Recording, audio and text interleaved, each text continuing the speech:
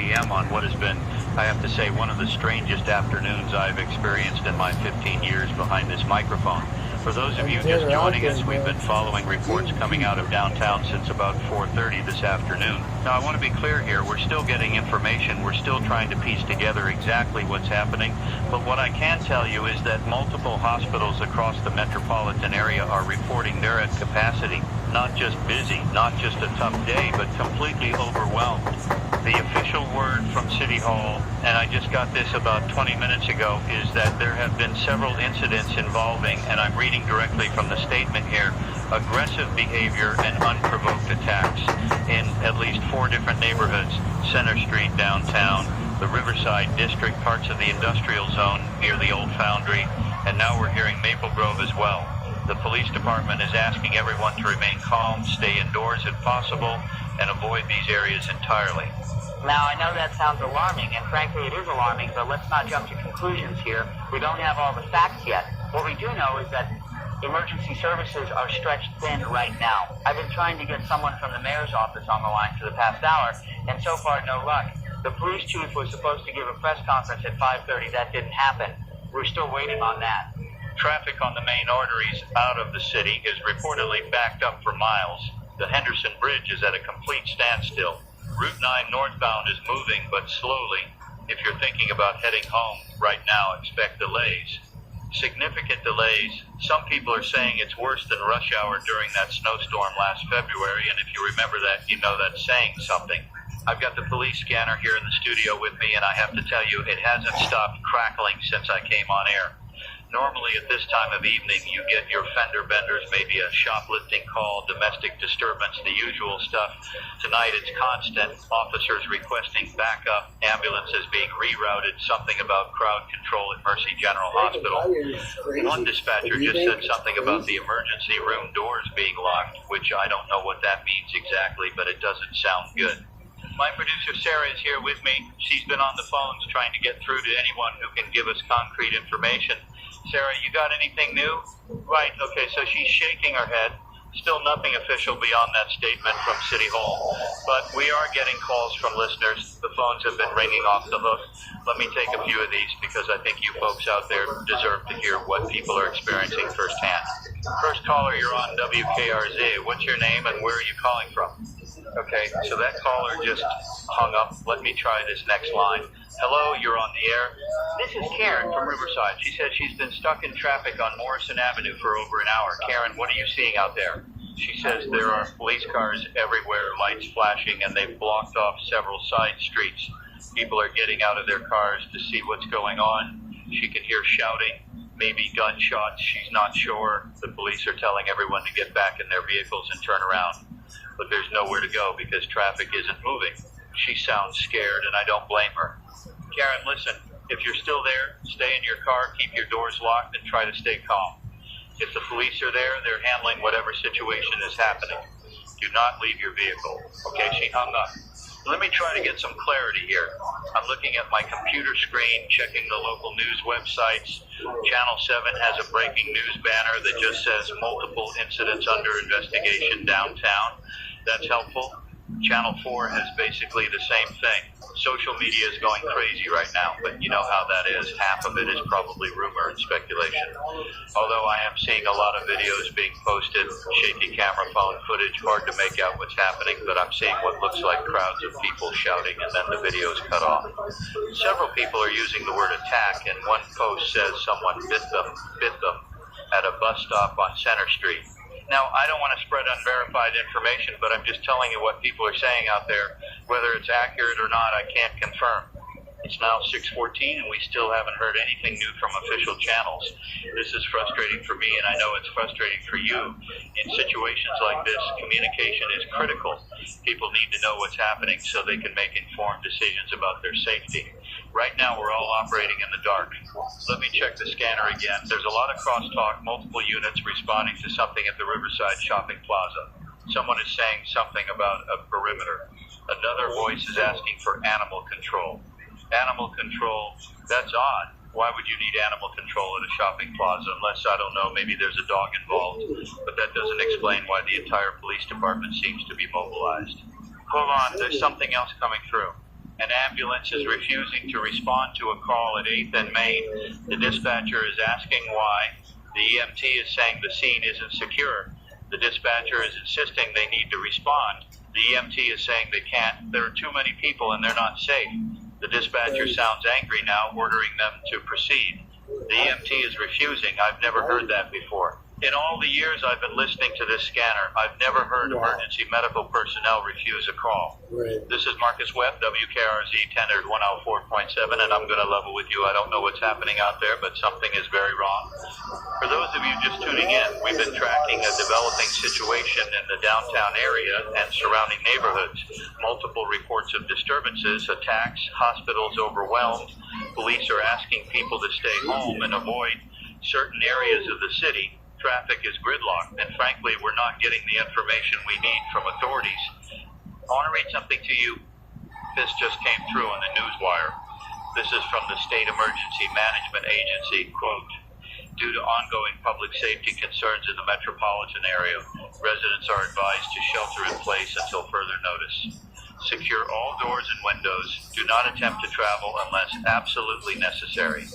More information will be provided as it becomes available. End quote. Shelter in place is the language they use for chemical spills or terrorist threats. This is now being treated as a major emergency. Whatever this is, it's serious enough that the state is getting involved. My phone is buzzing. Sarah, who is this? Hey, someone from the health department is calling. Finally, let me put this on speaker so you can all hear this. Hello, this is Marcus Webb at WKRZ. Who am I speaking with? She says her name is Dr. Patricia Coleman. She's with the county health department. Dr. Coleman, thank you for calling. Can you tell us what's happening? She's saying there's been an outbreak of some kind. She's being careful with her words. She says they're investigating an illness that appears to cause extreme aggressive behavior. Several cases started appearing at hospitals this afternoon. Patients presenting with fever, confusion, and violent tendencies. The illness seems to progress very rapidly within hours. She's saying they're working with the CDC to identify the pathogen. Doctor, are we talking about something contagious here? Should people be worried about exposure? She's hesitating. She says they're still determining the transmission method, but they're advising people to avoid contact with anyone showing symptoms. Symptoms include high fever, erratic movements, loss of speech, and extreme aggression. She's saying if you encounter someone exhibiting these symptoms, do not approach them. Call 911 immediately and move away from the area. Doctor, I have to ask, there are reports of people being bitten. Can you confirm that?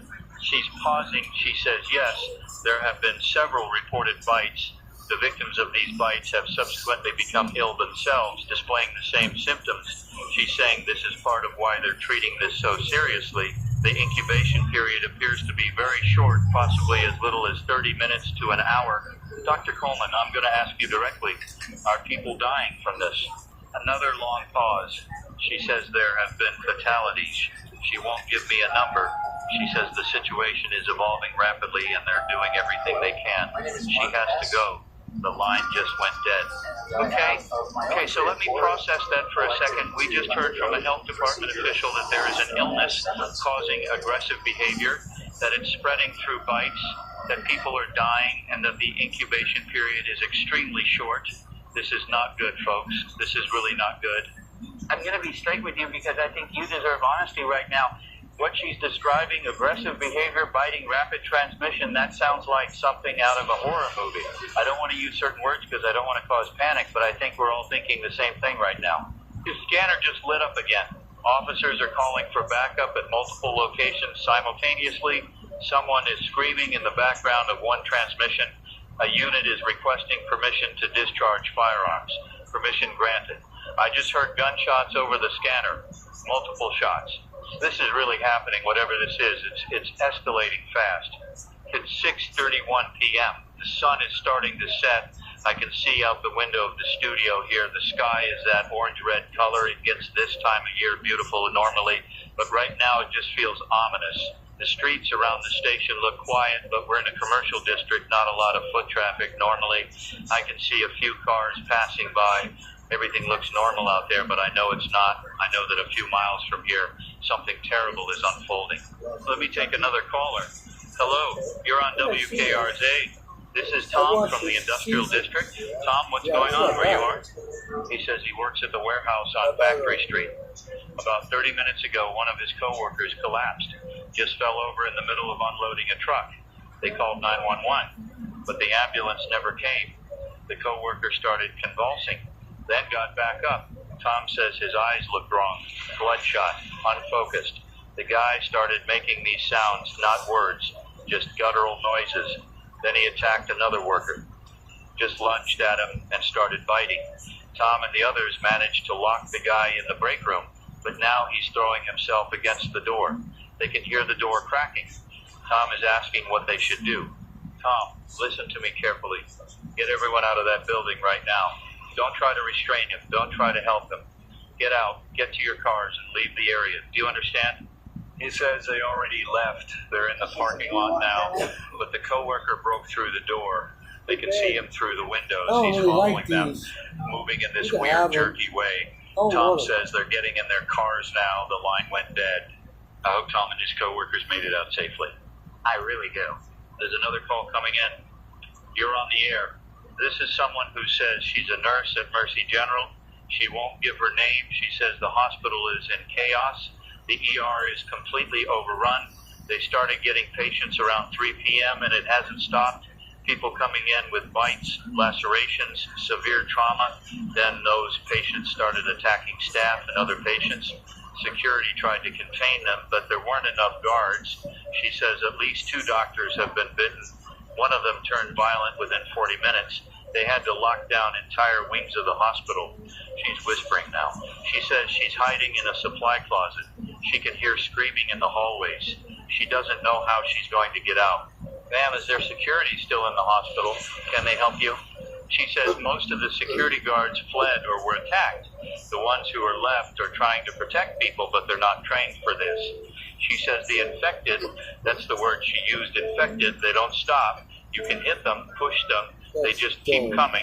She's crying now. She says she just wants to go home to her kids. Ma'am, I know you're scared, but you need to stay quiet and stay hidden. Is there a way out of the hospital that doesn't go through the ER? She says maybe the loading dock in the basement, but she'd have to go down 2 floors. She's not sure she can make it. She's hearing footsteps outside the closet. She has to go. The line is dead. My hands are shaking. I'm not going to lie to you. My hands are actually shaking right now. I've been in broadcasting for a long time. I've covered hurricanes, floods, that chemical plant fire 5 years ago. But this is different. This feels like the world is coming apart. Sarah just handed me a note. The station manager called. He's telling us to stay on the air as long as possible. Keep broadcasting. People need information. He's right. If you're listening right now, stay with us. We're going to keep doing this as long as we can. It's 6:44 p.m. and I'm seeing reports on social media that the situation is spreading beyond the city. Someone in Brookfield, that's about 20 miles north of here, is posting about an incident at a gas station. Another post from Lakeside, 15 miles east. If this is accurate, and I stress if, then this isn't just a city problem anymore. This is regional. The governor hasn't made a statement yet. Neither has the mayor. I don't understand why they're not addressing the public. Maybe they're still trying to figure out what to say, or maybe they're dealing with this themselves. I don't know. Let me try calling the police department directly. I have the non-emergency number here. It's ringing and ringing. No answer. The non-emergency line isn't being answered. That tells you something right there. The emergency broadcast system hasn't been activated yet. You know that tone, the one that interrupts regular programming for weather alerts or amber alerts? It hasn't gone off. I keep expecting it, but nothing. Why hasn't the EBS been activated? This is exactly the kind of situation it's designed for. Hold on, there's something happening outside. I can see through the studio window. There are people running down the street. 3, 4 people running fast. They look panicked. And behind them, there's someone following. The person following is moving strangely, kind of lurching, but moving fast. The running people just turned the corner out of my line of sight. The person following them went the same direction. Did I just see what I think I saw? Did I just witness someone being chased by an infected person right outside my window? Sarah, lock the studio door. Lock it right now. She's locking it. We have a deadbolt here, thank God. The station is in a 2-story building. We're on the 2nd floor. There's a stairwell and an elevator. The main entrance downstairs has a glass door. I don't know how secure that is. I need to think clearly here. I need to keep doing my job. Diaz, You're good counting job, on me man. to provide information, and that's You'd what I'm be going to a do. prime Conor Let me check the McGregor, news bro. sites again. Channel 7 now has Roman live does that, footage. or he was They've got a that type of helicopter fight. in the air. I'm watching the stream on my computer. The helicopter is over downtown. Oh my God, there are fires. Multiple buildings are on fire, and the streets are full of people, but they're not running in any organized way. It's chaos. The camera is zooming in. There are people attacking other people right there on the screen. Someone just tackled someone else to the ground. The camera is zooming out now, probably because it's too graphic to show. The reporter in the helicopter is saying the police have lost control of the downtown area. He's saying National Guard has been called in, but they haven't arrived yet. The National Guard, they're bringing in the military. Another call. You're on WKRZ. This is someone named David. He says he's a truck driver currently pulled over on Route 9 about 10 miles outside the city. He's been listening to the broadcast. He says traffic is at a standstill going north. People are abandoning their cars and walking. He just saw a family with 2 small children carrying suitcases down the highway on foot. Everyone is trying to get away from the city. He's asking if he should stay in his truck or try to move. David, I would say stay in your truck. You're safer in an enclosed vehicle than on foot. Keep your doors locked and wait for traffic to move. Do you have supplies, water, food? He says he has some snacks and a couple bottles of water. He can see the city skyline from where he is. He says there are dark clouds rising. He thinks there's smoke from fires. He's also hearing sirens constantly, even from this distance. David, stay safe. Keep listening and we'll keep you updated. Thank you for calling. More posts on social media. Someone is live streaming from their apartment. They're on the 3rd floor looking down at the street. There are a group of infected people. I'm going to call them infected because I don't know what else to call them. There's a group of them trying to get into the building across the street. They're pounding on the doors. The doors are holding for now. The person streaming is talking quietly, saying they're afraid to make noise. Their roommate is in the other room crying. They're asking if anyone knows what's happening. The chat is exploding with comments. Hundreds of people watching. Most of the comments are saying to run, get out, head north. But where are they supposed to go? If this is spreading, where is safe? It's now 7:02 p.m. I've been on the air for exactly 1 hour, though it feels like much longer. Normally at this time I'd be playing music, taking requests, talking about weekend plans. Instead, I'm watching my city fall apart in real time. The scanner is reporting that the police have established a perimeter around downtown. They're not letting anyone in or out. If you're trapped downtown, I'm sorry, I don't know what to tell you. Find shelter, find a secure location, and wait. Help will come. It has to come. Another alert on my phone. This one is from the Federal Emergency Management Agency, FEMA. It's a push notification to everyone in the region. Quote, emergency situation in progress. Remain indoors. Avoid contact with affected individuals. Federal assistance is being deployed. Further instructions to follow. End quote. Federal assistance is being deployed. So this is now a federal emergency. The government is involved. That should be reassuring. But honestly, I'm not sure it is. How bad does something have to be for the federal government to step in this quickly? I just thought of something. The radio station where I work, we have emergency protocols. There's a packet in the manager's office with instructions for various scenarios, floods, tornadoes, civil unrest. Wonder if there's anything in there for this. Sarah, can you go check? The office is just down the hall. She's nodding. She's unlocking the studio door carefully, looking both ways. She's going, I'm alone in the studio now. Just me and the microphone, and all of you out there listening. However many of you there are, I don't know the listener count right now. Our system shows how many people are streaming online, and that number is usually around 200, maybe 300 during drive time. Right now it's over 15,000 people listening to this stream. That's insane. That tells me a lot of you are looking for information, looking for answers. I wish I had better answers to give you. The doors are open. Sarah's back. That was fast. She's holding a folder. She's shaking her head. She says there's nothing in the emergency protocols for this. The closest thing is a section on pandemic response, but it basically just says to follow CDC guidelines and keep broadcasting. Not exactly helpful. She just told me something else. She tried to call her family. Her parents live about 50 miles away in a small town called Greenville. Her call wouldn't go through. She tried 3 times. The cellular network might be overwhelmed. Too many people trying to call at once. Or maybe the towers are down. Either way, if you're trying to reach loved ones and you can't get through, that's probably why. Keep trying. Text messages might work better than calls. They use less bandwidth.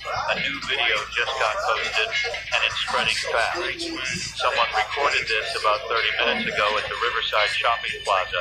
The video shows the parking lot. There are dozens of cars, but hardly any people. Then the camera pans to the entrance of the mall. The doors are shattered. There's blood on the pavement. The person holding the camera is breathing heavily. They're moving closer, very slowly. You can hear moaning sounds coming from inside the mall. The camera gets to the entrance and points inside. It's dark, but you can see shapes moving, lots of shapes. The camera jerks suddenly, swings around. There's an infected person right behind the camera operator. The video cuts out. I don't know if the person who filmed that survived. I hope they did. It's 7:16 p.m. The sun is fully set now. It's dark outside. The street lights are on, which is good. Power is still working. I don't know how long that will last, but for now we have electricity. Another caller. You're on the air with Marcus Webb. This is Angela from Maple Grove. She says she's been listening since the beginning of my show. She's home alone with her 2 cats. Her husband went to work this morning and never came back. She's tried calling him, no answer. She's tried texting, no response. She's crying. She's asking if I think he's okay. Angela, I don't know, I really don't. But I do know that the cell networks are having problems, so there's a chance he just can't get through to you. Is your house secure? Are your doors locked? She says, yes, everything is locked.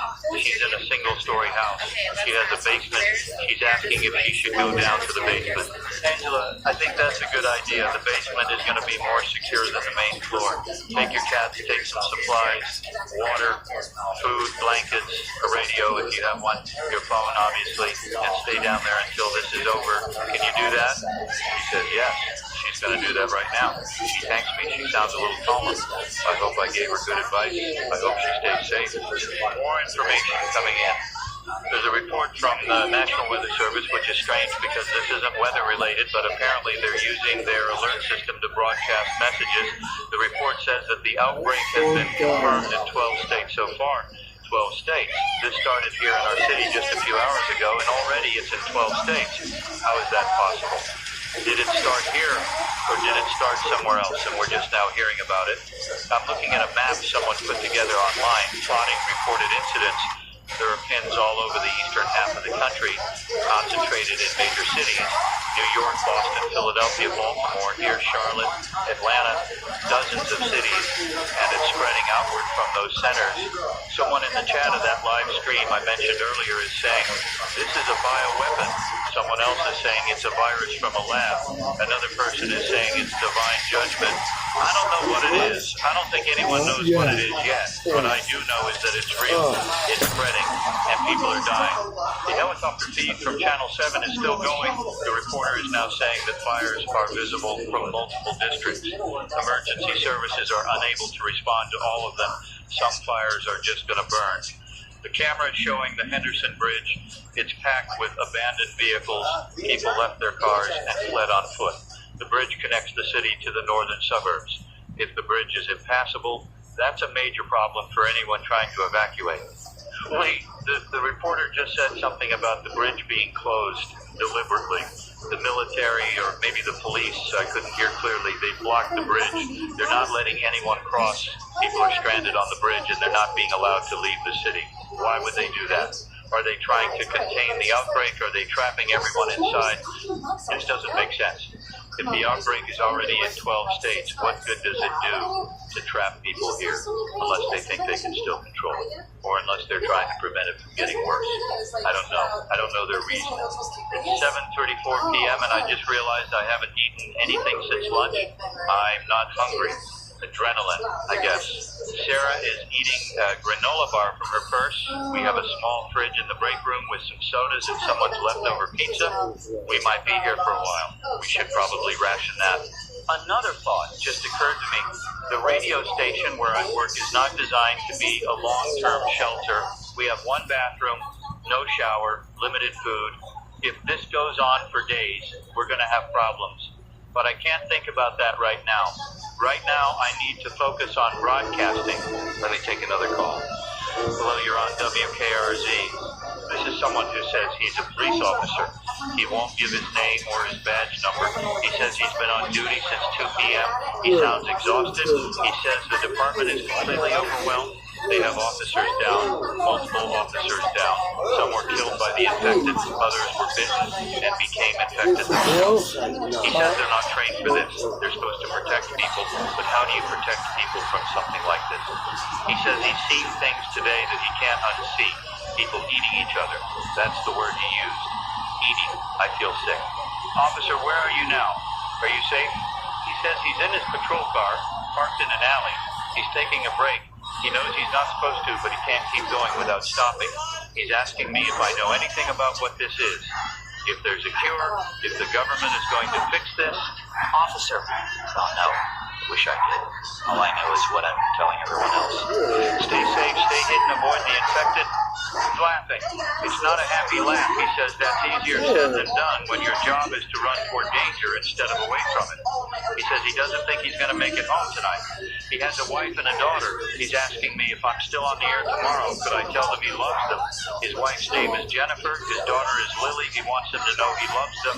Officer, you're going to tell them yourself. You're going to get through this and go home to them. Do you hear me? He's not responding. I think he hung up, or maybe his phone died. I don't know. But if Jennifer and Lily are listening, your husband and father loves you. He wants you to know that I need to take a moment here. I need to breathe. It's 7:48 p.m., almost 2 hours since I started this broadcast, almost 2 hours since my normal life ended and this nightmare began. I'm getting a call from a number I don't recognize. Let me answer this. Hello, who is this? The man who says he's a scientist at the State University. His name is Dr. Robert Chen. He's a virologist. He says he's been following the situation closely, and he has some information that might be useful. He wants to come on the air. Dr. Chen, yes, absolutely. What can you tell us? He's saying that based on the symptoms and the transmission method, this appears to be a rabies-like virus, but heavily modified or mutated.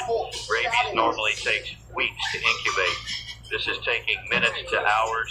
Rabies also doesn't cause the kind of extreme aggression we're seeing until the very final stages.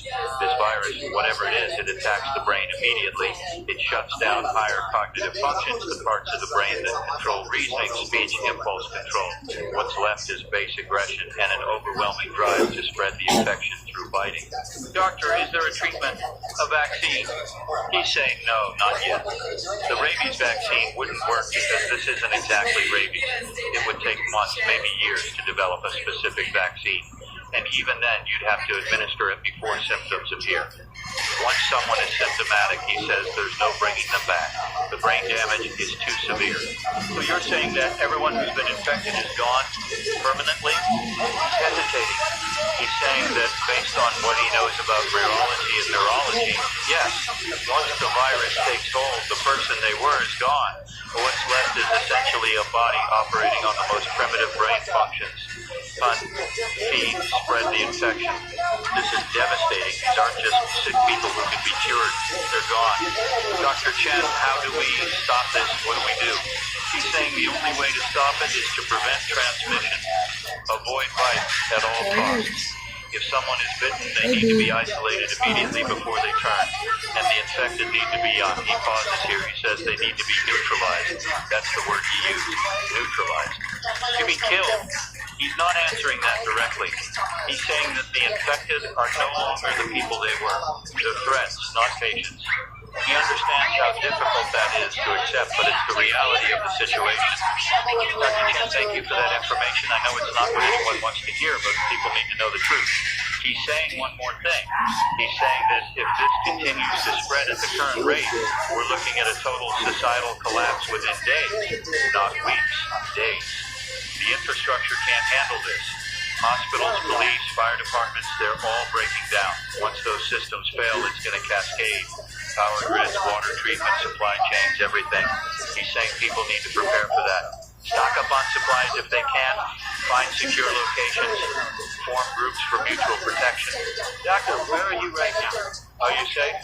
He's saying he's at the university in his lab. He's locked in. He's going to continue researching, see if there's anything he can figure out.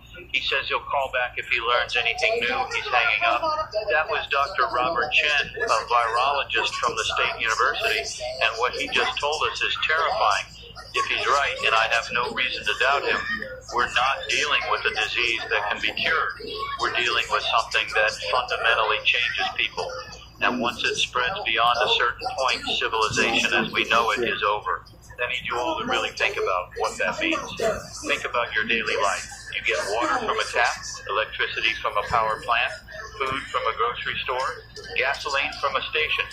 All of that requires people to run it.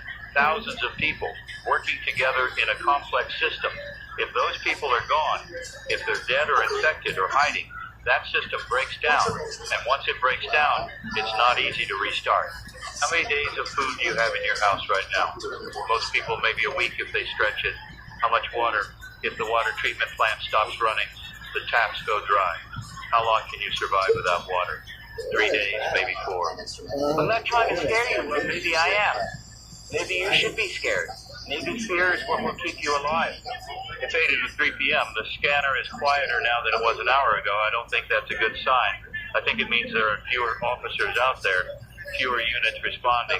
Either they've been pulled back to regroup or they've been overwhelmed. I'm betting on overwhelmed. Let me try to call the mayor's office again. Still no answer. City Hall is dark. I can see it from here, just a few blocks away. The building is dark. Either the power is out there or everyone evacuated. Neither option is comforting. A message just came through on the station's email. It's from the Federal Communications Commission, the FCC. They're ordering all radio and television stations to remain on the air and continue broadcasting emergency information. This is an official order under federal emergency protocols. We're being told to prioritize updates from government agencies and emergency services. We're also being told not to broadcast anything that could cause mass panic. Too late for that, I think. Another call coming in. You're on the air. This is Maria. She says she's calling from her car. She left the city an hour ago with her family. They made it about 30 miles before they hit a military checkpoint. The National Guard is there, turning everyone around, forcing them back toward the city. She's asking why. Why won't they let people leave? Maria, I don't know. I heard earlier that they've closed the bridges and major roads. I think they're trying to contain the outbreak. But I agree with you, it doesn't make sense. Did the soldiers tell you anything? She says they wouldn't give her any information. They just said the roads are closed by order of the federal government, and anyone who refuses to turn around will be detained. She's with her husband and her 3 kids. The kids are in the back seat crying. They don't know what to do. They're running low on gas. If they go back to the city, they might not have enough fuel to try again later. Maria, this is a really tough situation. If you try to push through that checkpoint, you could get arrested or worse. But going back to the city is dangerous too. Is there anywhere between here and there where you could stop? A friend's house, a hotel, somewhere you could shelter for the night? She's thinking. She says her sister lives in a town called Millbrook, about 10 miles back from where they are now. Small town, rural area. She's going to try to go there. She's thanking me. She's hanging up. I hope Millbrook is safe. I hope small towns are safer than cities. Maybe they are. Fewer people means fewer potential infected, but it also means fewer resources, fewer people to defend against threats. I don't know which is better. Sarah just showed me something on her phone. There's a video from an hour ago posted by someone at the airport. They were trying to fly out. The video shows the terminal. It's pandemonium. Thousands of people trying to get on flights.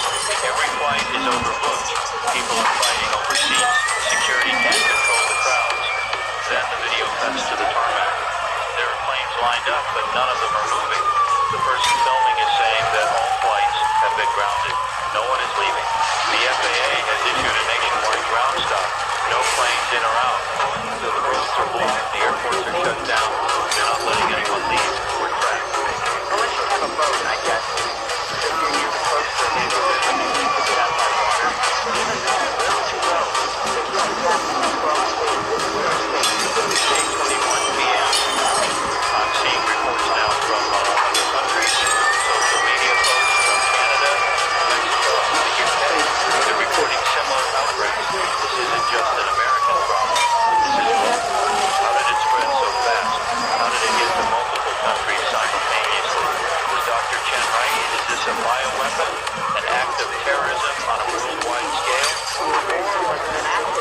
A lab leak, maybe.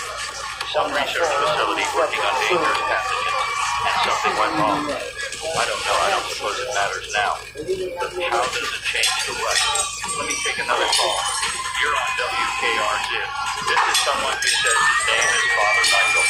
He's a priest at St. Augustine's Church downtown. He says the church has been turned into a shelter. About 50 people are there hiding.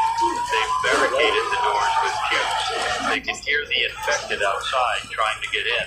Father Michael is asking if I know when help is coming, when the police or the military will rescue them. Father Michael, I honestly don't know. The police are overwhelmed. The National Guard's been called in, but I don't know when they'll arrive or where they'll go first. Have you tried calling 911? The line just rings. No one answers. There's several people in the church are injured. One man was bitten before he made it inside. They've isolated him in the basement. He's starting to show symptoms. Father Michael is asking what they should do with him. Father Michael, based on what I've learned tonight, once someone is bitten, they're going to turn. There's no stopping it. You need to keep him isolated, restrained if possible, because when he turns, he's going to try to attack the others. Father Michael is quiet for a long moment. He's saying that he can't believe this is happening. He's been a priest for 30 years. He's seen a lot of suffering, a lot of tragedy, but nothing like this. He's asking me if I think this is the end of everything.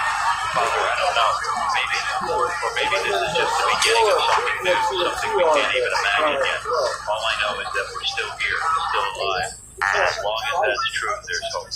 Wow. So he's going to pray for everyone living. He's going to pray for the city, for the country, for the world. He's hanging out. I'm not a religious person, but right now, I'll take all the prayers we can get. The live stream I mentioned earlier, the one from the apartment, it's still going. The person streaming is giving updates every few minutes. They said the infected broke into the building across the street about 20 minutes ago. They can hear screaming. Then the screaming stops. Now the infected are in the street again, wandering. The person streaming is whispering that they're afraid to move, afraid to make any noise. Their roommate is still crying in the other room. Hundreds of people are watching the stream, typing encouragement in the chat. Stay quiet. Don't let them hear you. Help is coming. But I don't know if help is coming. I don't know if anyone is coming to save them. It's 8:37 p.m. I've now been on the air for 2.5 hours. In that time, the world has changed completely. If you have 2.5 not hours been in ago, an auto accident, this was feel free to a skip this normal video. Wednesday You don't want to evening. waste your time. People were driving But for home those from of you work, still thinking about watching, dinner, I'm making going to plans share for the the weekend. best way Now for people you are to fighting achieve for their the lives. maximum settlement. I keep thinking The right about how attorney fast will this help you get happened. top The compensation first for your reports vehicle, came in around property damage, 4:30 p.m. medical bills, Now it's lost 8:37 p.m. and suffering. 4 hours. To obtain the most In 4 compensation hours, for your our car entire accident, society we has need to know started to collapse. the accident. How is that possible? How can something so big, so solid, fall apart so quickly? I think it's because we take everything for granted. We assume the lights will always turn on, the water will always run, the stores will always have food. We assume someone else is taking care of all the complicated stuff that keeps the world working. And most of the time, that's true. But when something like this happens, when the people's political systems are gone, it all falls apart immediately. There's no redundancy, no backup plan for a situation this extreme. Another alert on my phone. This one is from the White House. The president is going to address the nation at 9 p.m. That's about 20 minutes from now, finally. I've been waiting for this all night. Maybe the president will have real information. Maybe there's a plan. Maybe the government has this under control and we just don't know it yet. Or maybe the president is going to tell us that we're on our own. Let me check the news sites again. Channel 7 has pulled their helicopter back. They're not showing live footage anymore. Instead, they're running old footage on a loop and showing text updates. One update says that the National Guard has arrived in the city and is establishing secure zones. Another says that FEMA is setting up emergency shelters in designated locations. Another says that the CDC has deployed rapid response teams to multiple states. That all sounds good, but I don't see any evidence. I don't see secure zones. I don't see emergency shelters. I see a city on fire and people dying. Sarah just told me that she managed to get a text through to her parents. They're okay. They're in their house. The door's locked. Staying inside. They said their town is quiet so far. No incidents reported. That's good news. At least some places are still safe. My own family. I need to think about them. My parents are both gone. I should try to call her. Let me do that real quick. I'm dialing. It's ringing. She's answering. Hey, it's Marcus. Are you watching the news? She says yes. She's been watching for the past hour. She's freaking out. She's asking if I'm safe. I'm telling her I'm at the station, still broadcasting. She's asking if I should leave, get out of the city. I'm telling her I can't. The roads are blocked. And besides, people need information. Someone has to stay on the air. She's crying out. She's saying she doesn't want to lose me. I'm telling her she's not going to lose me. I'm going to be fine. I'm in a secure building, second floor. Doors locked. I have food and water. I'll be okay. She's saying that California is starting to see cases too. Los Angeles, San Francisco, San Diego. It's spreading there as well. She's in Sacramento, and so far her area is clear, but she's scared. She's alone. Her husband is out of town on business, stuck in Chicago. She can't reach him. I'm telling her to do what everyone else is doing. Lock the doors, stay inside, avoid other people. I'm telling her I love her. She's saying she loves me too. We're hanging up. I don't know if I'll ever talk to My sister again. First of all, I can't quite process the idea that this phone call might have been the last time I hear her voice. It's too much. 8:02 p.m.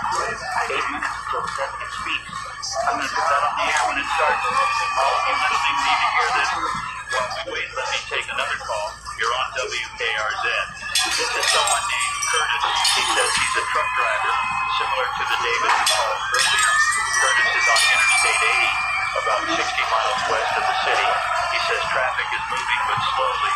He's hauling a load of canned goods to a distribution center. He's asking if he should continue with his delivery or turn around. Curtis, where are you delivering to?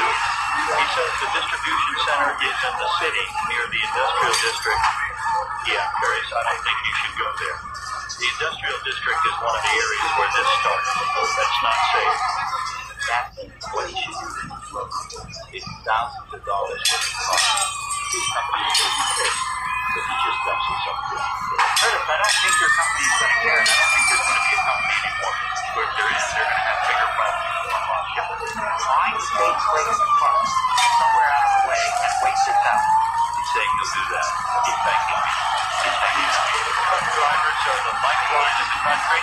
They move everything, food, fuel, medicine, all of it. If truck drivers stop driving, the supply chain collapses. And I just told Curtis to stop. I don't know if that was the right thing to do, but I don't want him driving into danger. 2 minutes until the president speaks. Let me pull up the White House feed. I'm going to play this live over the station. Here we go. The president is at the podium. Oval Office address. He looks tired. We're at the beginning.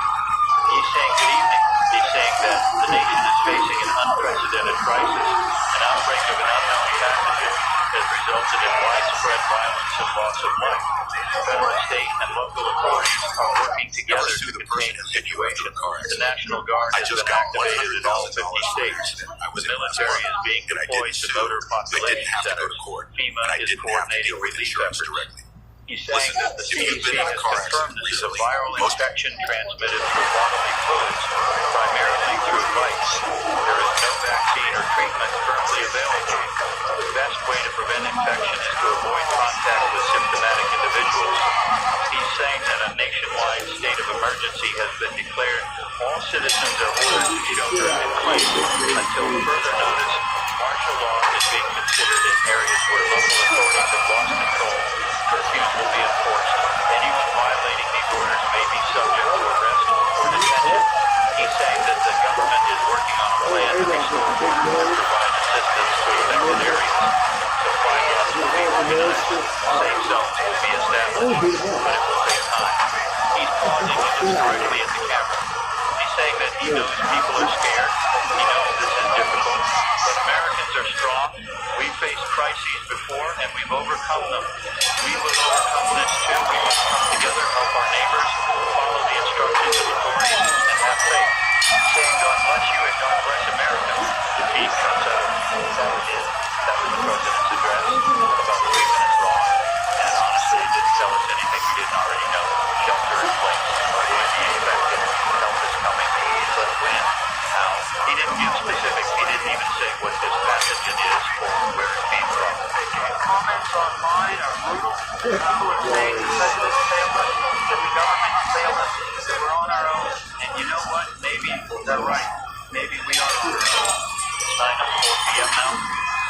2.5 hours into this broadcast. I don't know how much longer I can keep this up. I'm exhausted. Sarah looks exhausted too, but we're going to keep going. Let me take another call. You're on the air. There's someone named Rachel. She's calling from her home in the suburbs, about 15 miles from the city center. She says her neighborhood is quiet. Everyone is inside, lights on, staying hidden. But she just saw something. She's looking out her window. There's a man walking down the middle of the street. He's stumbling, moving in that jerky way. She thinks he's infected. She's asking if she can call the police. Rachel, you can try, but I don't know if they'll respond. The police are overwhelmed. If that man is infected and he's alone, he might just pass by. Stay inside, keep quiet, don't draw attention to yourself. She's saying he's stopped. He's standing in front of her neighbor's house. The neighbor's porch light is on. The infected man is moving toward the light. He's on the porch now. He's pounding on the door. Rachel, whatever you do not go outside. Do not touch it. Your neighbor needs to turn off that light and stay quiet. Hey, the neighbor just opened the door. Oh, God. The infected man runs inside. Rachel is screaming. All dropped. I don't know what just happened. I don't know if Rachel's neighbor survived. I don't know if Rachel is safe. All I know is that turning on your porch light, opening your door, those are invitations. The infected are drawn to light, to sound, to movement. You have to stay dark and quiet. More reports coming in from around the country. New York City is in chaos. The bridges and tunnels are jammed. People are trapped on Manhattan Island.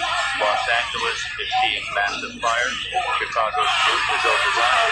Houston, Dallas, Phoenix, Seattle, all reporting similar situations. Every major city is falling at the same time. And it's not just the cities. Suburban areas are getting hit now. Small towns, rural communities. Nowhere is getting really safe. Codex for delegating The 30 to infected 40 are spreading outward from the initial outbreak zones following highways, rail lines, any path that leads to more people. Dr. Dunn said we have days before a total collapse. I think he was optimistic. I think we have an hour. 9:19 p.m. We check the scanner again. It's almost silent now. One transmission sometimes 3 hours. An officer requesting extraction. I go to sleep. Codex Trapped in a building, he gives his location. No response. He repeats the request. Still no response. He's pleading now. Anyone please. The transmission cuts off. I think the police are done. I think they've retreated or been wiped out. There's no organized law enforcement anymore. Sarah just showed me another video. This one is from someone who escaped the city on foot. They're in the woods now hiding. They're filming themselves talking quietly. They're saying that the city is gone, completely overrun. Exhausting, terrible thing. Thousands of infected roaming the streets. Buildings burning. Bodies everywhere. They're saying they don't think anyone who stayed in the city is still alive. But I know that's not true.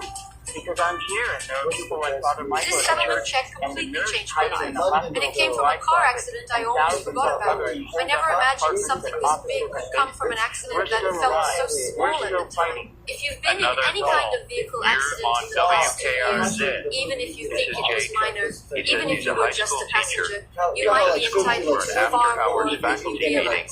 when this Here's my started. story. Several I was teachers stopped and at a red staff were light still when at the bam, school. They a locked distracted themselves in the driver slammed library. into his They vehicle. food from the My cafeteria, neck felt a water from little the stiff, fountains. but the They're car okay seemed for now, fine. but We they don't know exchanged what to do info, long and I term. drove home. Should they stay Big in the mistake. school or try Over to the leave? next few weeks, Jake, how many it people got are with you? worse. I started missing work. My car developed issues I hadn't noticed right away. The school The is insurance probably a company good place tossed to me be. a It's a tiny large offer building, and multiple basically exits, said, take lots it of or rooms to leave it. fortify. I almost You have did. supplies. Then my I'd sister's say boyfriend stay put Marcus unless you have told a me about specific something place called to go free case that evals. you know is He said, safer. dude, He's just answer asking 4 about questions. students. What's the They worst sent that all could the kids happen? home At before first this got I really thought he was bad. exaggerating, But he's worried but about he had them. used the He's worried exact about his own same kids. tool He has after 2 his own daughters. accident and They're told with me his it ex-wife changed across everything. town. He hasn't So been I able clicked to the reach link, them. answered 4 Jake, I'm simple sure they're questions, okay. and in They're less probably than doing 30 exactly seconds, what you're it doing. told me Staying I inside, might actually staying safe. qualify for When this is over, you'll see them figured, again. yeah, right. He's not But I convinced. had He's nothing saying to he lose. should have left when he A had the couple of months chance. later, Driven I was over holding there, a made sure settlement they check were okay. that was dozens Now of the times roads are higher blocked than and what he's trapped. insurance first offered. You did the right thing Here's by where it staying gets somewhere crazy. safe. I shared If this you school tried to with drive 5 across people town, I you knew, might have gotten including caught Alex, in traffic. my Or worse, coworker Diana, you're alive. just That's what passed away. matters. Because he's thanking Thought me. she had no case. He says he's going He ended up with a He's life-changing hanging up. settlement. These My calls neighbor are getting Kevin harder. thought his Everyone is accident looking for from over a reassurance year from ago. hope, and I'm trying to give it to them, but I don't know if I believe my own words anymore. It's 9:34 p.m. Almost 4 hours since this broadcast started. I'm looking at the online stream numbers again. Over 30,000 people listening now. 30,000. That's incredible. That means this radio station, this little regional station that normally gets a few hundred listeners, is now one of the primary sources of information for tens of thousands of people. That's a huge responsibility, and it's terrifying. What if I say the wrong thing? What if I give bad advice and someone dies because of it? I'm just a radio host. I'm not an expert. I'm not a doctor or a scientist or a government official. I'm just a guy with a microphone. But I'm what you've got right now, so I'm going to keep doing it. Caught my attention. It's from someone claiming to be a virologist at the CDC. They're saying that the virus is unlike anything they've ever seen. It has characteristics of rabies, but also elements that seem engineered. They're saying it's too perfect, too efficient to be natural. Someone designed this, someone made a weapon and released it. Is that true? I don't know. There are a lot of conspiracy theories flying around right now. Some are probably nonsense, but some might be true. The problem is there's no way to verify anything. The normal channels of information, the government, the media, they're all breaking down. We're left with rumors and speculation. Let me try calling the CDC. I have their main number. It's ringing and ringing. No answer. Voicemail. The CDC isn't answering their phones. That's not encouraging. Sarah just asked me an important question. She asked how long we can stay here at the station. We have some food, maybe enough for a couple of days if we're careful. We have water, but only what's in the building. A few bottles in the fridge. The water cooler in the break room. Once that's gone, we'd have to leave to get warm. And leaving means going out there where the infected are. The building is secure for now, but how long will that last? If the infected start coming this way in large numbers, can they break in? The doors are solid, but the windows on the ground floor could be broken. We're on the second floor, which gives us some protection, but it's not perfect. I think we need to start planning for the possibility that we'll have to abandon the station. But where would we go? Oh, my apartment is about 3 miles from here. I don't know if I could make it 3 miles on foot without running into infected. And even if I did, what then? My apartment isn't any safer than this building. Maybe we should just stay here as long as possible. Keep broadcasting until we can't anymore. At least here we're doing something useful. It's 9:49 p.m. Another call coming in. You're on the air. This is Melissa. She says she's a nurse. Not the same one from earlier. She's at a different hospital, St. Mary's on the north side. She says the hospital evacuated about an hour ago. Doctors, nurses, patients who could walk, they all left. The hospital is empty now, except for the infected. She stayed behind with a few other nurses to try to help the patients who couldn't be moved, but it was hopeless. The infected patients attacked them. 2 nurses were killed. Melissa locked herself in a pharmacy. She's surrounded by medications, but nothing that can help her. She's asking if anyone is coming to rescue her. Melissa, I don't know. I haven't heard of any rescue operations. The National Guard is supposed to be in the city, but I don't know where. Have you tried calling 911? She says yes. No answer. She tried the police, the fire department, everyone. No one is responding. She's been in this pharmacy for over an hour. She can hear the infected outside the door. They know she's in there. They're waiting. Melissa, is there another way out? The window, a back door. She says there's a window, but it's barred. She'd have to break the bar somehow. She doesn't have tools. What about the medications around you? Is there anything you can use? Anything flammable? Anything that could be turned into a weapon? She's looking around. She says there are oxygen tanks, medical alcohol. Maybe she can make some kind of fire, but she's afraid of burning the whole building down with her inside. Dear Melissa, I know this is terrifying, but you have to think creatively. If you stay in that pharmacy, eventually the infected are going to get in. You need to find a way out or a way to defend yourself. She's crying. She's saying she doesn't want to die. She has a son. He's only 6 years old. He's with his grandmother in another state. She needs to get back to him. Melissa, you're going to get back to him. You're strong. You're resourceful. You can do this. Find a way. She's not responding. I can hear noises in the background. Pounding. The infected are trying to break down the door. She's screaming. The call drops. Oh, God. I don't know if Melissa's okay. I don't know if she made it out. I feel helpless. I'm sitting here in this studio safe while people like Melissa are fighting for their lives, and there's nothing I can do to help them. It's 10:01 p.m. 4.5 hours into this broadcast, the situation is deteriorating rapidly. I don't think the government is going to save us. I don't think the military is going to restore order. I think we're watching the end of civilization in real time. Barron just pointed something out to me. The power is still on. That's actually surprising. Power plants require constant monitoring and maintenance. If the people running them have abandoned their posts or been killed, the plants could shut down. The fact that we still have electricity means someone somewhere is still doing their job. Or maybe the plants are automated enough to run on their own for a while. I don't know, but I'm grateful. Without power, we couldn't broadcast, we couldn't reach you. Another alert on my phone. This one is from the National Weather Service again. They're reporting that communication networks are failing across the country. Cell towers, internet infrastructure, landlines, all degrading. If you're listening to this on a radio, you're lucky. Radio signals can travel far and don't require complex infrastructure. As long as we have power and our transmitter is working, we can reach you. But internet streaming might not last much longer. If you lose the online stream, find a radio. WKRZ 104.7 FM. We'll be here as long as we can. Let me take another call. You're on WKRZ. Tim? He says he's a farmer, lives about 40 miles outside the city, rural area, lots of land, not many neighbors. He's been listening to the broadcast since the beginning. He's asking if people should come out to the countryside, if rural areas are safer. Tim, I think rural areas are probably safer than cities. Yes, fewer people means fewer infected, but it also means fewer resources and less protection. If you're alone on a farm and the infected show up, you're on your own. He's saying he's not alone. He has his wife, his 2 sons, and a few hired hands. They have guns, supplies, livestock. They can take in more people if needed. He's offering to help anyone who can make it out there. That's incredibly generous, but I don't know if people can make it out there. The roads are blocked. The military is turning people back. He's saying back roads, farm roads, dirt trails.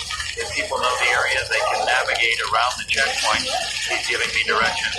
Take County Road 12 north, turn west on Old Mill Road, follow that to his farm. He's saying anyone who shows up, he'll help them. Tim, I'm going to put that information out there. Maybe someone listening can use it. Thank you for offering. He's saying he hopes people make it. He's hanging up. Okay, so if anyone listening is trying to leave the city and head to a rural area, Tim the farmer just gave directions to his place. County Road 12 northwest on Old Mill Road. He says he'll help anyone who shows up. I don't know if that's realistic, if people can actually make it there, but it's something, it's a glimmer of hope in all this darkness. It's 10:16 p.m. I'm seeing more videos online. One is from a group of survivors who made it to a rooftop. They're on top of a tall building in the city. They're surrounded. The streets below are filled with infected, thousands of them. The survivors are saying they're trapped. They have no food, no water. They're begging for rescue, but no one is coming. Another video is from someone in a car. They're driving through a suburban neighborhood at high speed. Infected are chasing the car. The driver is swerving to avoid them running some over.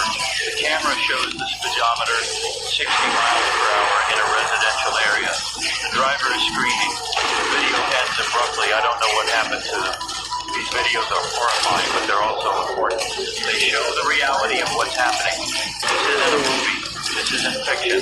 This is real life, and it's falling apart. Another call, here on the air. This is a young woman. She says her name is Emily. She's 18 years old, a freshman at the State University. She's in her dorm room. Her roommate left hours ago to try to get home. Emily hasn't heard from her since. Emily is alone. She's terrified. She's asking what she should do. Emily, first take a deep breath. You're okay right now, right? You're safe in your room? She says, yes, the door is locked. The dorm building is quiet. She hasn't seen anyone in a while. Emily, that's good. Stay in your room. Do you have food? Water? She says she has some snacks and a few bottles of water. Not a lot. Okay, that's a start. Ration it. Make it last. Do not leave your room unless absolutely necessary. If you have to leave, be quiet. Move carefully. Avoid open spaces. She's asking how long she should wait. When will this be over? Emily, I don't know. I wish I could tell you it'll be over tomorrow or the next day, but I honestly don't know. You need to prepare yourself for the possibility that this could last a while. These are out here eating people, guys. This is her family. She wants to go There's home. fucking zombies outside there. We're But like, right now, going home is safe. Your roads are blocked. Better to stay where you are. Things calm down when it's safe. You can go home, but not now. She's asking if I think her family is okay. They live about 100 miles away, a small town. Emily, I think small towns have a better chance than cities. Your family is probably safer than you are. I'm sure they're worried about you too. If you can, try to send them a message, a text, an email, anything. Let them know you're okay. She says she'll try. She's thanking me. She's saying she'll keep listening. She's hanging up. Emily is just a kid, 18 years old. She should be worrying about classes and making friends and figuring out her major. Instead, she's locked in a dorm room alone, wondering if she's going to survive the night. It's not fair. None of this is fair. It's 10:32 p.m., 5 hours into this podcast now. I don't know how I'm still talking. My voice is getting hoarse. I'm drinking water constantly to keep my throat from giving out. Sarah is sitting across from me, monitoring the phones. So she enters the news feed. She looks like I feel exhausted, scared, but determined to keep going. Let me check the scanner again. Still mostly silent. One transmission. Incredible, hard to understand. Something about a convoy of military vehicles moving through the city. Heading where? I can't make it out. The transmission cuts off. The military is here. Where are they? Why aren't they restoring order? Maybe they're overwhelmed too. Maybe the situation is so bad that even the military can't handle it. Or maybe they're not here to save us. Maybe they're here to contain us. Keep the infection from spreading beyond the city. Lock us all in and let us die. That's a dark thought. I don't want to believe it, but I can't shake it. Another video just popped up. This one is from inside a military checkpoint. Someone filmed it secretly, hiding their phone. The video shows soldiers with rifles, barricades, razor wire. A civilian car approaches. The soldiers order the occupants out of the vehicle. A family gets out. Mom, dad, 2 kids. The dad is pleading with the soldiers, saying they need to get through. They need to get to safety. The soldiers are saying no one gets through by order of the federal government. The dad is getting agitated. He's yelling now. The soldiers raise their rifles. The video cuts off before anything happens. What happened to that family? Did they turn around? Did the soldiers shoot them? I don't know. And that uncertainty is almost worse than knowing. It's 10:47 p.m. Another call coming in. You're on WKRD. This is a man named Greg. He says he's a doctor, worked at one of the downtown hospitals until it was evacuated. He made it out to home, and now he's barricaded in his house with his family. He's calling because he wants to share some medical information that might be useful. Greg, yes, absolutely. What can you tell us? He's saying that he treated dozens of infected patients today before the hospital fell apart. He's confirming what Dr. Chen said earlier. Once someone is symptomatic, there's no saving them. The virus destroys the brain too quickly, but he noticed something. The infected seem to retain some level of motor function and coordination. They can run, climb, open doors in some cases. They're not mindless zombies shuffling around. They're fast and they're dangerous. He's also saying that the infected seem to be attracted to sound and light, which confirms what we've been observing. They also seem to have a pack mentality. If one sees prey, others will follow. They coordinate in a rudimentary way. Greg, is there any way to stop them besides killing them? He's saying no. Physical restraints can hold them temporarily, but they're incredibly strong. Stronger than they should be, like their pain response has been completely shut off. They'll break bones, tear muscles, and keep coming. The only reliable way to stop them is catastrophic brain damage or severing the spinal cord. So headshots or decapitation? He's hesitating. He's saying yes. That's the reality. He knows how awful that sounds, but it's the truth. If you encounter an infected person, you cannot reason with them. You cannot restrain them safely. Your only option is to flee or kill them. Greg, thank you for that information. It's grim, but people need to know. He's saying one more thing. He's saying that anyone who is in close proximity to an infected person should monitor themselves for symptoms. Early signs include fever, headache, disorientation. If you start feeling those symptoms, isolate yourself immediately. Don't wait, because once the aggression kicks in, you won't be in control anymore. Greg, are you and your family okay? Any symptoms? He's saying they're all fine so far. He's hoping they stay that way. He's hanging up. So there you have it. More confirmation that this is a true nightmare scenario. The infected are fast, strong, coordinated. They hunt in packs, and the only way to stop them is to destroy their brains. How did it come to this? How did we go from a normal society to this in a matter of hours? It's 11:03 p.m. Almost 5.5 hours. I'm looking out the window of the studio. The street below is still empty, but I can see a glow in the distance. Fires, multiple fires. The city is burning. Another call, you're on the air. This is someone named Linda. She says she's calling from her car. She's been driving around for hours trying to find somewhere safe. Her home was overrun. She barely escaped. She has her dog with her, a golden retriever named Max. She's running low on gas. She doesn't know where to go. Linda, where are you right now? She says she's on the outskirts of the city near the industrial zone. That's not a good area. That's where some of the first incidents were reported. Linda, you need to find a place to stop. A gas station, a store, somewhere you can lock yourself in for the night. Driving around is using up your gas and you're exposed. She's saying all the gas stations she's passed are either abandoned or already overrun with people fighting over supplies. She's afraid to stop. Linda, what about a parking garage? Find one that's not too full. Drive to the top floor, park, and stay in your car. You'll be relatively safe there until morning.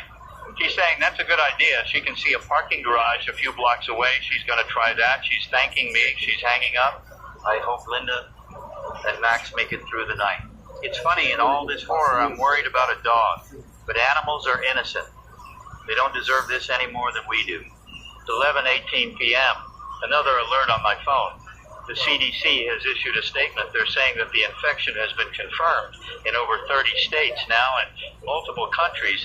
Estimates suggest hundreds of thousands infected, with the number doubling every few hours. At this rate, they're projecting that the majority of the global population will be exposed within a week. A week. In a week, this could be everywhere. Every city, every town, every village. Nowhere will be safe. The statement goes on to say that the CDC is working on a vaccine, but it will take months to develop and produce. In the meantime, the only strategy is avoidance and elimination.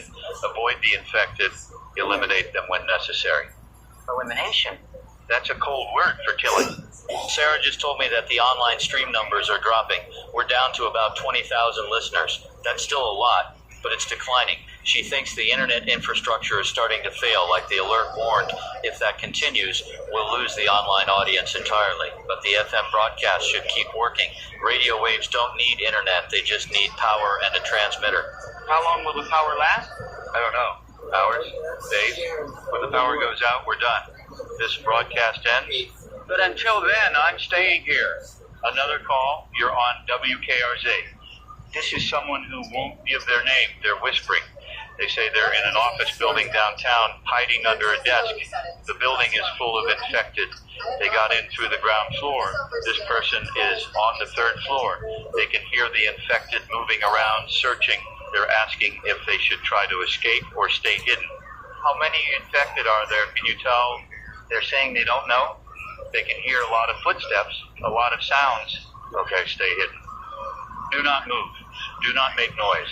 If the infected don't know you're there, they might leave. But if you try to run and they see you, they'll chase you. The person is saying, okay, they're going to stay. They're hanging up. That's the best advice I can give in a situation like that. Hide, be quiet. Hope they pass you by. It's 11:34 p.m. Almost 6 hours now. I'm past the point of exhaustion. I'm running on adrenaline and fear. Every sound makes me jump. Every shadow out the window makes my heart race. Sarah just went to the break room to get more water. She's back. She looks shaken. She says she looked out the window in the break room, which faces the other side of the building. She saw a group of infected on the street, about a dozen of them. They were just standing there, swaying slightly like they were waiting for something. Are they still there? She says she doesn't know. She didn't want to look for too long in case they saw her. Okay, we need to be more careful. Keep the lights low. Stay away from the windows. We don't want to attract their attention. Another video online. This one is from Europe, London, I think. The video shows Big Ben in the background. The streets are full of infected, iconic double-decker buses are overturned and burning. The person filming is on a rooftop narrating. They're saying that London fell in less than 6 hours. The government evacuated to an undisclosed location.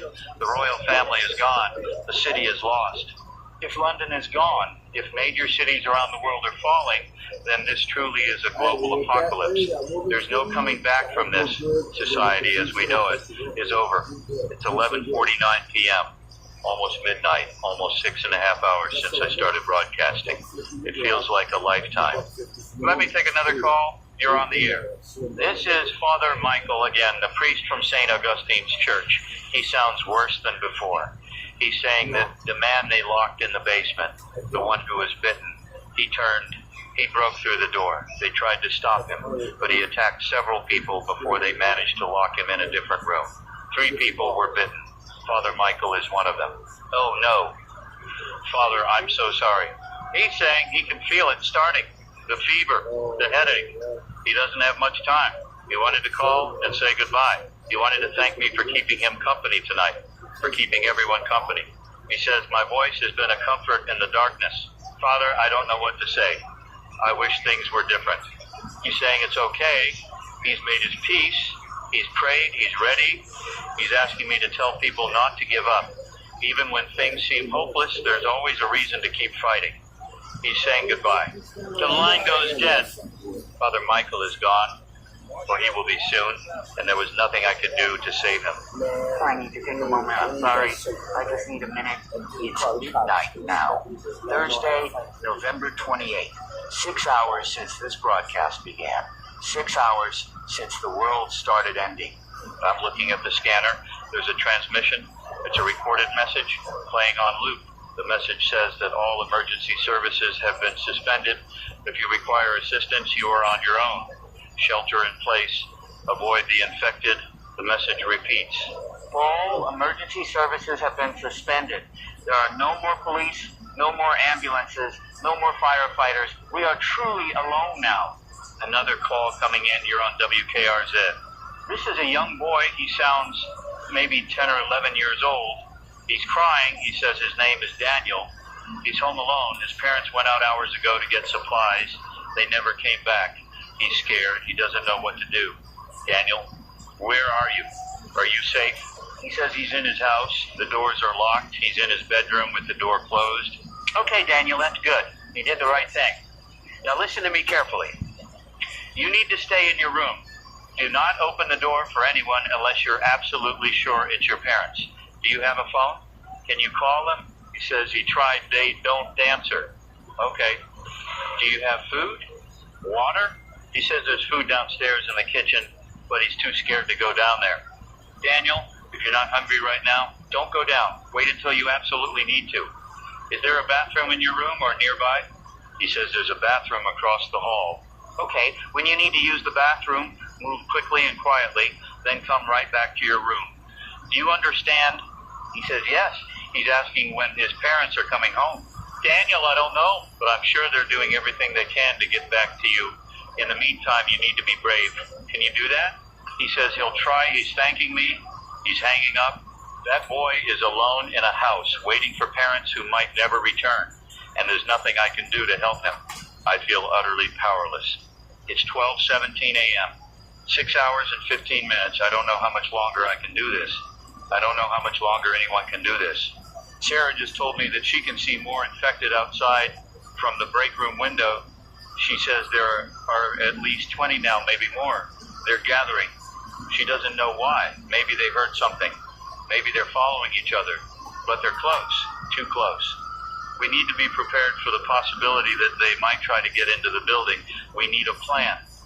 Sarah, is there a back exit, a fire escape? She says there's a fire escape on the back of the building. It leads down to an alley. We could use that if we need to evacuate. Okay. Let's keep that in mind. For now, we stay here. We keep broadcasting, but if they start trying to break in, we go. Another alert on my phone, this one is from the military. It says that martial law is now in effect nationwide. A curfew from dusk to dawn is being enforced. Anyone found outside during curfew hours will be detained or shot on sight. Shoot on sight. The military is authorized to kill civilians now. I don't know if that makes me feel safer or more afraid. Probably more afraid. Let me take another call. You're on the air. This is someone named Sarah. Not my producer, a different Sarah. She's calling from a grocery store. She says she's been hiding in the back room since this afternoon. The store was looted hours ago. People broke in, took everything. She stayed hidden. Now the store is empty and she's alone. She's asking if it's safe to leave. Sarah, where is the grocery store? Is it in the city? And she says yes, on the south side. The south side is one of the worst areas. I don't think it's safe to leave, but staying in an empty store might not be safe either. Are the doors to the store still intact? And she says the front doors are smashed. Anyone could walk in? Okay, that's not good. Is there a place in the store where you can barricade yourself? The back room, maybe? Can you block the door? She says she can try. There are shelves she could move, but it would make noise. Sarah, you have to weigh the risk. Making noise might attract infected, but having a secure room might save your life. I think you should do it. Move the shelves as quietly as you can, and then stay in that room. She says, okay. She's going to try. She's thanking me. She's hanging up. I hope she makes it. I hope everyone makes it. It's 12:34 a.m. The city is on fire. I can see the flames from here lighting up the night sky, orange and red against the black. It's beautiful in a terrible way. Another call. You're on WKRZ. This is Curtis again, the truck driver from earlier. He says he found a place to park. He's at a rest stop off Interstate 80. The rest stop is deserted. He's alone. He's asking if he should stay in his truck or try to find shelter in the rest stop building. Curtis, are the doors to the building secure? He says they look okay. Glass doors, but they're intact. I'd say stay in your truck. It's mobile, it's enclosed, and you can leave quickly if you need to. The building might seem safer, but if infected show up, you could get trapped inside. He says that makes sense. He's going to stay in the cab. He has a CB radio. He's been listening to other truckers on the CB. He says a lot of them are reporting the same thing, that cities are falling, roads are blocked, the country is in chaos. Curtis, stay safe. Keep listening. If you hear any news on that CB, let me know. He says he will. He's hanging up. Truck drivers are the unsung heroes of this disaster. They're out there alone on the roads trying to navigate a world that's falling apart. If anyone is going to survive this and rebuild, it's people like them. Self-reliant, resourceful, tough. It's 12:47 a.m., almost 7 hours. 7 hours of broadcasting, 7 hours of horror. Sarah just checked the infected outside again. She says there are more now, 30, maybe 40. They're milling around in the street. Some are wandering off, but others are staying. She thinks they might be drawn to the lights in the building. Should we turn off the lights? She says maybe, but then we'd be broadcasting in the dark. We need at least some light to see what we're doing. Okay, let's dim the lights as much as possible. Use desk lamps instead of overhead lights. Anything to reduce our visibility. We're doing that now. The studio is much darker. I can barely see Sarah across from me. But maybe that will help. Maybe the infected will lose interest and move on. Another video online. This one is from a survivor group. They're in a warehouse on the edge of the city. About 20 people. They've barricaded the doors and windows. They have supplies. They're planning to wait out the crisis. The person filming is saying that they're safe for now, but they don't know how long their supplies will last. They're asking if anyone else is out there, if there are other groups surviving. I want to tell them, yes, there are other groups. There are people all over the city, all over the country, hiding and surviving. But how long can we last? It's 1:02 a.m. Another call coming in. You're on the air. This is someone named Paul. He says he's a security guard at a bank downtown. He's been on duty all night. The bank is secure. Heavy doors, barred windows. He's alone. He's watching the security cameras. He can see the streets outside. He says the infected are everywhere. Hundreds of them, just roaming around aimless until they see movement. Then they swarm. Paul, are you planning to stay at the bank? He says yes.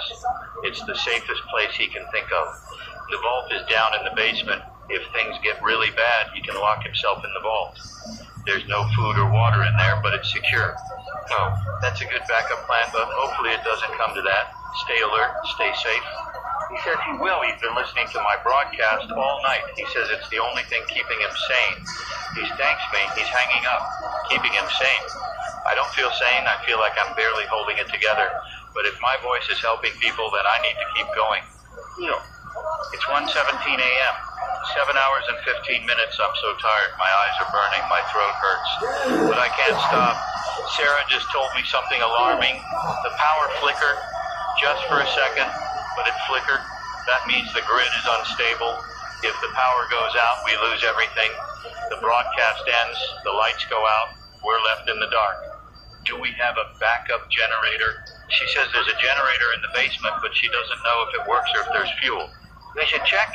If the power goes out, we need to be ready. She's nodding, but neither of us wants to go down to the basement. The basement is dark, isolated. If infected got into the building, that's where they'd be. Let's wait. If the power goes out, then we'll check the generator. Until then, we stay here. Another call. You're on WKRZ.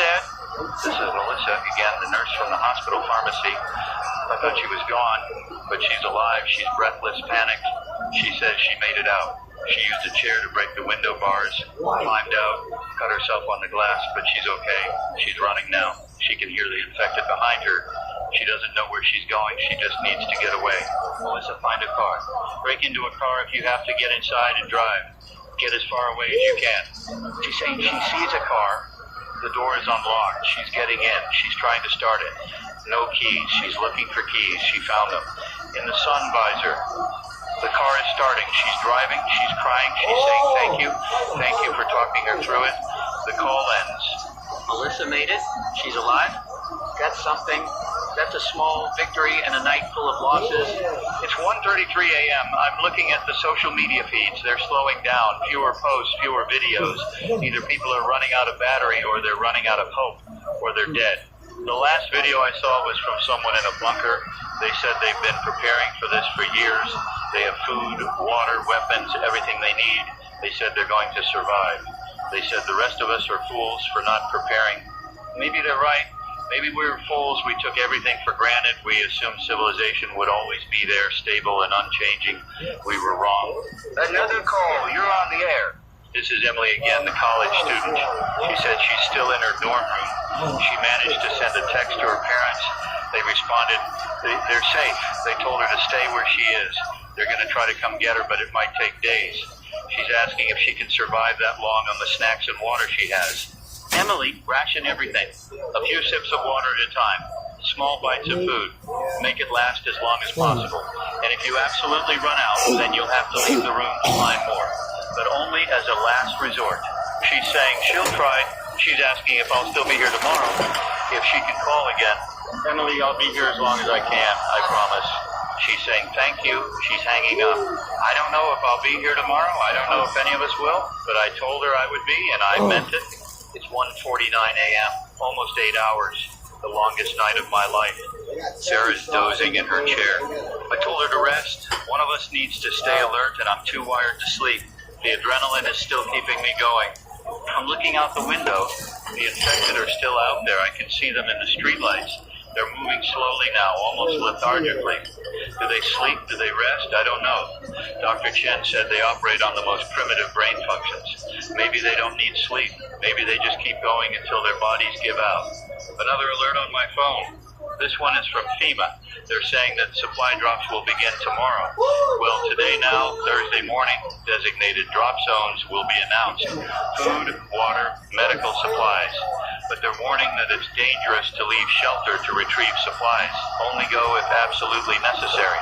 Supply drops. That's the government trying to help. But will it be enough? And can people actually get to the drop zone safely? Let me take another call. You're on WKRZ. This is Tim again, the farmer. He says 3 families showed up at his farm tonight. They followed the directions I gave. They made it out of the city on back roads. They're safe now.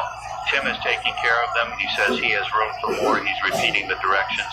County Road 12 northwest on Old Mill Road. That's incredible. You're a hero. You know that. He's saying he's just doing what anyone would do. helping people. He's asking if I can keep giving out the directions. Maybe more people will make it. Absolutely, Tim. County Road 12 Northwest on Old Mill Road. If you can get out of the city, if you can make it to Tim's farm, he'll help you. He's thanking me. He's hanging on. At least some people are making it. At least some people are finding safety. It's 2:06 a.m. 8 hours now. 8 full hours of broadcasting. I never imagined I'd be doing this. When I woke up yesterday morning, I thought it would be a normal day. Work, home, maybe watch some TV, go to bed. Instead, I'm here, living through the apocalypse and broadcasting it to whoever is left listening. The online stream is down to about 10,000 listeners. Still a lot, but half of what it was earlier. The internet is failing, but the FM signal is still going strong. I don't know how many people are listening on actual radios, but I hope it's a lot. Another call, you're on the air. This is Angela again. The woman with the cat. She says she's in her basement. She's been there for hours. She can hear sounds upstairs. Footsteps, scratching at the walls. She thinks infected got into her house. She's terrified. She's asking what she should do. Angela, how did you get into the basement? Is there a door at the top of the stairs? She says yes. She locked it. Okay, that's good. As long as that door is locked and the infected can't break through, you're safe. Stay quiet. Stay in the basement. Wait them out. She's asking how long. How long does she have to wait? Angela, I don't know. Hours, maybe. Maybe longer, but you're safe down there. You have your cats. You have water. Just wait. She's crying. She's saying she can't do this. She's going to go insane waiting. Angela, you can do this. You're stronger than you think. Just breathe. Focus on your cats. Talk to them. They'll keep you calm. And keep listening to me. I'm here with you. She's saying, okay, she'll try. She's hanging up. I don't know if Angela won't make it, but I gave her what comfort I could. It's 2:23 a.m. The city is quieter now. Fewer sirens. Fewer sounds of chaos. It's an eerie quiet, the calm after the storm. But the storm isn't over. It's just paused. Sarah is awake now. She says she couldn't really sleep. Too much adrenaline, too much fear. She's asking me if I think we'll make it through this. I don't know. But we're still here. We're still alive. That's something. She's nodding. She's saying she wishes she could talk to her parents. She managed to text them earlier, but she hasn't heard back since. Sure, they're okay. They're probably trying to reach you, too. She's saying she hopes so. She's going back to monitoring the phones and the scanner. It's 2:38 a.m. Another call coming in. You're on the air. This is Greg again, the doctor. He says his family is okay. They're still barricaded in their house. No signs of infected in their neighborhood yet. He's calling because he wanted to share another observation. He's been thinking about the virus, how it spreads, how it behaves. He thinks the infected might be attracted to heat, body heat. That would explain why they swarm living people but ignore corpses. But Greg, that makes sense. So if someone is trying to hide, they should try to reduce their body heat signature. How would they do that? He's saying it's difficult, but staying still helps. The more you move, the more heat you generate. Also, cold environments might help basements, underground spaces, anywhere cooler. Okay, so if anyone is hiding and they have the option of a cool underground space, that's preferable. He's saying that. He's also saying that the infected will lose interest after a while if they don't find prey. They'll wander off eventually, so waiting them out is a viable strategy. Greg, thank you. That's really helpful information. Stay safe with your family. He's saying he will. He's hanging up.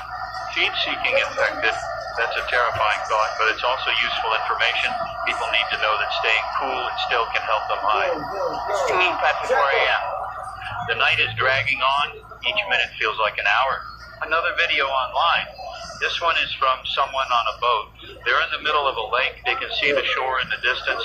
There are fires on the shore. They're saying they left the city hours ago, drove to the lake, found a boat, and now they're out here. They're safe for now. They have some supplies.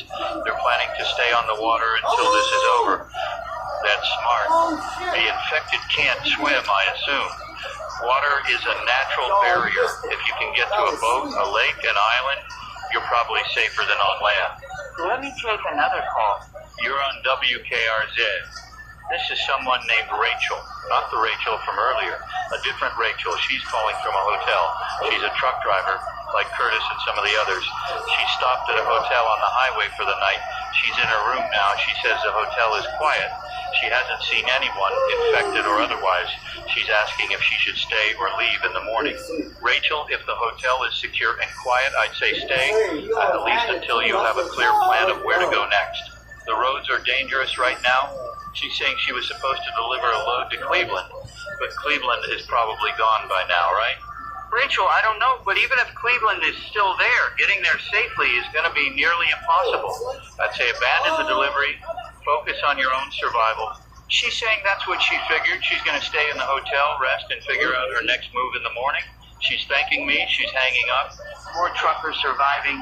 They're mobile. They're resourceful. They're going to be the ones who rebuild if there's anything left to rebuild. It's 3:11 a.m. I'm past exhaustion now. I'm in some kind of trance state, just going through the motions, talking, answering calls, reading alerts. It's automatic. Sarah is checking the news sites. She says most of them are offline now. Only a few are still updating. The ones that are online are showing the same thing. Cities in chaos. Governments collapsing. Millions dead or infected. Millions! In less than 12 hours, millions of people are gone. The scanner just crackled to life. The transmission, it's faint, but I can hear it. The voice, calm and professional, military maybe. The voice is saying that containment has failed. Repeat, containment has failed. All personnel are to fall back to designated rally points. Do not engage the infected. Conserve ammunition. Focus on survival. Containment has failed. The military is giving up. They're retreating. If the military can't stop this, no one can. It's 3:27 a.m. 9 hours. 9 hours of broadcasting. 9 hours of watching the world end. Another call. You're on the air. This is Daniel again, the young boy. He's still in his bedroom. He's asking if I'm still here. He sounds scared. Daniel, yes, I'm still here. Are you okay? He says he had to use the bathroom. He went across the hall like I told him. He heard noises downstairs. He thinks someone or something is in the house. He's back in his room now, door locked. Daniel, listen to me. Stay in your room. Do not leave. Do not make noise. Whatever is downstairs, don't let it know you're there. He's asking, what if it comes upstairs? What if it finds him? Daniel, if that happens, you hide under the bed, in the closet, anywhere, and you stay quiet. Do you understand? He says yes. He's crying softly. He's asking if his parents are ever coming back. Daniel, I don't know, but I know that right now you need to be brave. Can you do that for me? He says he'll try to. He's hanging up. That boy is alone, terrified, and there's nothing I can do to save him. It's breaking my heart. It's 3:42 a.m. Sarah just looked out the window again. She says the infected are dispersing. There are only a few left in the street. Maybe they're moving on. Maybe we're safe for now. Or maybe they're gathering somewhere else, preparing for another attack. I don't know. I don't know anything anymore. Another call. You're on WKRZ. This is Curtis, the truck driver. Again, he says something is happening. He's at the rest stop, still in his truck. He just saw a convoy of military vehicles drive by on the interstate. Dozens of trucks, tanks, armored vehicles, all heading north, away from the city. Curtis, did they stop? Did you try to signal them? He says no. They were moving too fast. He doesn't think they would have stopped anyway. He says it looked like they were evacuating. The military is leaving. They're abandoning the city. Stay in your truck. Stay safe. Thank you for the updates. He's hanging up. So that's it. The military is gone. We're on our own. It's 3:58 a.m., almost 4 in the morning. Almost 10 hours since I started this broadcast. The power flickered again. Longer this time. A few seconds. Sarah and I looked at each other. We both know what that means. The power is going to go out soon, maybe in minutes, maybe in hours. But it's coming. When the power goes out, this broadcast ends. I need to think about what to say, my final words, because that's what this will be, the final broadcast. Letter call. You're on the air. This is Father Michael. No, wait, that can't be. Father Michael was bitten. He should be gone by now. The voice is slurred, guttural. It's not Father Michael anymore. It's what he became. Somehow he managed to dial my number. Maybe muscle memory. Maybe some tiny part of him is still in there trying to reach out. But the sounds he's making aren't words. They're growls, snarls. The infected can't speak. I'm hanging up. I can't listen to that. I can't bear it. It's 4:14 a.m. The power flickered again. We're running out of time. Sarah is crying. She's saying she doesn't want to die. She wants to see her family again. She wants this to be over. I'm telling her it will be okay, even though I don't know if that's true. Another call. You're on WKRZ. This is Emily, the college student. She says she heard something, a sound outside her dorm room. Someone is in the hallway. They're trying door handles. She can hear them getting closer. Emily, stay quiet. Don't move. Don't breathe loudly. She's whispering. The handle to her door just turned. Someone is trying to get in. The door is locked. They're pounding now. She's terrified. Emily, hide right now. Under the bed, in the closet, wherever you can fit, and stay there. She's moving. I can hear her breathing. She's under the bed. The pounding is louder. The door is shaking. Emily, no matter what happens, don't make a sound. The line is still open. I can hear